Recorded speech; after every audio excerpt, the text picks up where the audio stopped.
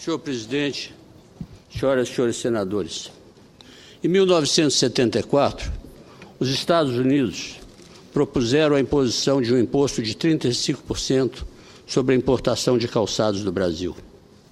Responsável por preparar a defesa dos calçadistas brasileiros, tive um encontro nos Estados Unidos com o advogado Noel Remendinger. Disse-me ele que não tinha condições de avaliar a importância de um protesto que o Brasil poderia fazer junto a organismos internacionais, mas que, em termos operacionais, seria muito importante se o Brasil pudesse conseguir, para a causa dos seus calçadistas, alguma interferência do setor cinematográfico daquele país. Retornando ao Brasil, relatei o assunto ao então ministro da Fazenda, Mário Henrique Simons. Foi preparada uma minuta de decreto-lei aumentando o imposto brasileiro sobre royalties de filmes estrangeiros para 35%. A minuta de decreto-lei foi mostrada ao Harry Stone, que representava o cinema americano no Brasil, com a afirmação de que, caso os Estados Unidos colocassem um imposto de 35% sobre calçados brasileiros, o imposto brasileiro sobre royalties seria fixado em 35%.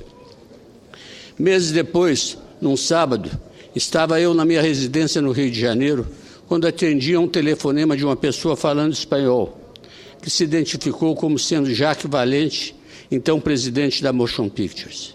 Disse-me ele que chegava de um almoço com o presidente dos Estados Unidos, Gerald Ford, e que o imposto sobre calçados brasileiros não seria de 35%, mas de 3,5%. Disse-me ele ainda que não tinha conseguido dar a notícia ao ministro Simons, mas pedia que fosse dada por meu intermédio.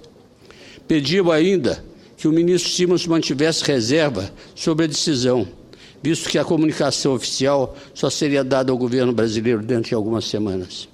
Perguntou-me como ficaria o imposto sobre royalties do cinema. Respondi que, nesse caso, ficaria sem mudança. Realmente, dentro do prazo por ele mencionado, o governo dos Estados Unidos anunciou que o imposto sobre calçados do Brasil seria de 3,5%. Faço esse relato para mostrar a importância que o governo dos Estados Unidos dá ao cinema, como importante instrumento de política industrial e também como importante instrumento de divulgação dos valores culturais do país. A indústria de cinema no Brasil tem um enorme potencial de crescimento. Vem ela recebendo do governo brasileiro um apoio que poderia ser maior, mas que é considerado razoável. O automóvel estrangeiro que entra no Brasil paga o imposto de 35%. Eliminado esse imposto, a indústria automobilística nacional viraria pó. Muitos setores industriais são protegidos por tarifas de importação. Não se pode nunca pensar em colocar o imposto de importação na área cultural. A proteção ao cinema nacional tem que ser feita por outros instrumentos, sendo a reserva de mercado um deles. Recentemente, o ilustre ministro Dias Toffoli acatou uma demanda que argui a inconstitucionalidade da cota estabelecida para a proteção do filme brasileiro. Estou certo que o ministro Toffoli, com sua competência, vai examinar com carinho o assunto, que é de fundamental importância para a sobrevivência da indústria cinematográfica brasileira. Espero que a Ancine, o Ministério da Cultura e a Advocacia Geral da União acompanhem esse caso no Supremo Tribunal Federal.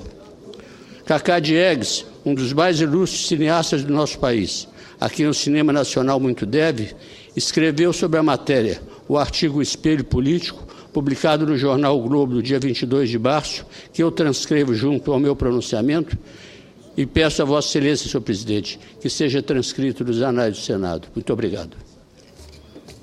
Senador Dornelles, Vossa Excelência será atendido na forma do regimento.